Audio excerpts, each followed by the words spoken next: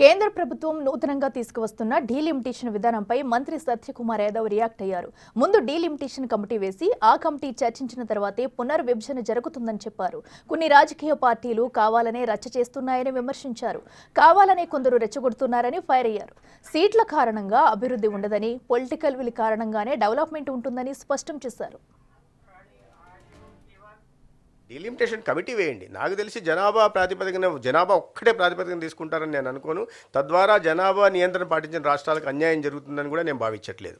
వాస్తవాల committee వేసిన తర్వాత ఏ విషయాన్ని పరిగణలోకి తీసుకుని పునర్విభజన చేస్తారనే విషయం మీద ఇది ఆధారపడి ఉంటుంది. సరే, 26లో డీలిమిటేషన్ నియోజకవర్గాల పునర్విభజన జరిగితే అది 29 ఎన్నికల నాటికి జనరల్ సార్వత్రిక ఎన్నికల నాటికి పూర్తి అయిపోయి ఆనాడు ఆ ప్రాతిపదికగా 2029 లోక్సభ ఎన్నికలు జరగాల్సింది.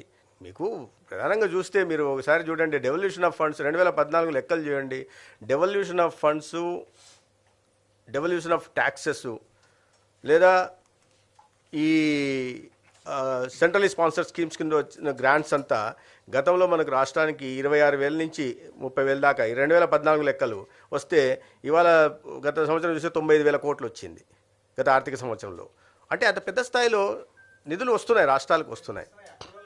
ఇది ఇప్పుడు ఈ ఎన్నికల సందర్భంలో మేము నష్టపోతున్నామని వాదన లేపి పబ్బం గడుపుకోవాలని చూస్తున్న ప్రయత్నం తప్పిస్తే ఈ వాదనలో పసలేదు.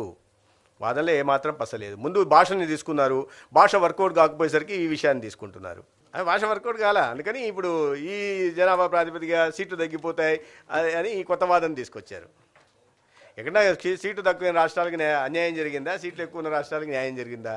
మరి అతి ఎక్కువ సీట్లు ఉన్న రాష్ట్రం ఉత్తరప్రదేశ్, ఆ లెక్కన సీట్లు ఎక్కువ ఉన్నాయి కాబట్టి అభివృద్ధిలో అందరికన్నా ముందు ఉండాల. మరి ఎందుకు లేదు? అతి తక్కువ సీట్లు 20 సీట్లు ఉంటున్న కేరళ అభివృద్ధిలో కాస్త ముందు ఉంటుంది. కారణం ఏంటంటే అవి సీట్ల కారణంగా అభివృద్ధి జరుగుతుంది అనేది కాదు, పొలిటికల్ విల్ కారణంగానే అభివృద్ధి జరుగుతుంది ఏ రాష్ట్రంలో అయినా. అది